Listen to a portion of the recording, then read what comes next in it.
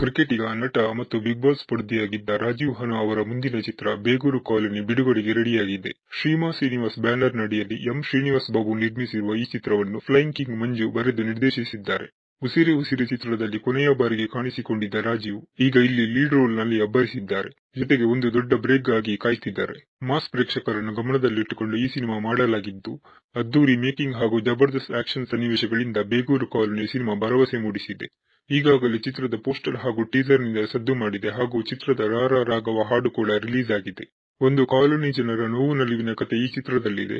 Action, emotion, ಪ್ರೀತಿ ಎಲ್ಲದರ ಝಲಕ್ mix ಮಾಡಿ teaser ನಲ್ಲಿ ಹೇಳಲಾಗಿತ್ತು. ಬೆಂಗಳೂರು ಹುಟ್ಟುವ ಮೊದಲೇ ಹುಟ್ಟಿದ್ದು ಬೇಗೂರು ಎನ್ನುವ ಡೈಲಾಗ್ನೊಂದಿಗೆ ಚಿತ್ರದ ಟೀಸರ್ ಆರಂಭವಾಗಿ, ಕಾಲೋನಿಗಾಗಿ ಹೋರಾಡುವ ನಾಯಕ, ಅಲ್ಲೊಂದು ಸಂಸಾರ, ಆ ಕಾಲೋನಿಯ ಜಾಗಕ್ಕೆ ದುಷ್ಟರು ಪ್ರಯತ್ನ ಪಡೋದು, ಅದರಿಂದ ಕಾಲೋನಿಯಲ್ಲಿ ಆಗುವ ತಲ್ಲಣಗಳು, ಹೀಗೆ ಸಾಕಷ್ಟು ಅಂಶಗಳನ್ನು ಟೀಸರ್ ನಲ್ಲಿ ಹೇಳಿದ್ದರು. ನಿರ್ದೇಶಕ ಮಂಜು ಅವರ ಪ್ರಕಾರ ಬೆಂಗಳೂರು ದಕ್ಷಿಣ ಭಾಗದ ಬೇಗೂರಿಗೆ 100 ವರ್ಷಗಳ ಇತಿಹಾಸವಿದೆ. ಇದೇ ಭಾಗದ ಒಂದು ಕಾಲೋನಿ ಕಥೆಯನ್ನು ಚಿತ್ರದಲ್ಲಿ ಹೇಳಲಾಗುತ್ತಿದೆ. ನಟ ರಾಜೀವ್ ಮಾತನಾಡಿ, ಒಂದು ಕಾಲೋನಿ ಹುಡುಗರ ಕಥೆ ಚಿತ್ರದಲ್ಲಿದೆ. ಚಿತ್ರದಲ್ಲಿ ನಾಯಕ ತನ್ನ ಕಾಲೋನಿ ಜಾಗವನ್ನು ಉಳಿಸಿಕೊಳ್ಳಲು ಹೋರಾಡುವ ಕಥೆಯಿದೆ ಎಂದು ಸಿನಿಮಾದ ಬಗ್ಗೆ ಮಾತಾಡಿದ್ದಾರೆ.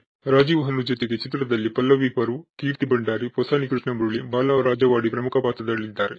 ಬೇಗೂರು ಕಾಲೋನಿಯು 6 ಹಾಡುಗಳನ್ನು ಹೊಂದಿದ್ದು, ಚಿತ್ರಕ್ಕೆ ಕಾರ್ತಿಕ್ ಎಸ್ ಅವರ ಛಾಯಾಗ್ರಹಣ, ಪ್ರಮೋದ್ ತಲ್ವಾರ್ ಸಂಕಲನವಿದೆ. ಹೊಸಬರು ಹಳಬರು ಸೇರಿ ಮಾಡಿರುವ ಬೇಗೂರು ಕಾಲೋನಿ ಚಿತ್ರವು ಜನವರಿ 31ರಂದು ರಾಜ್ಯಾದ್ಯಂತ ಚಿತ್ರಮಂದಿರಗಳಲ್ಲಿ ಬಿಡುಗಡೆಯಾಗಲಿದೆ.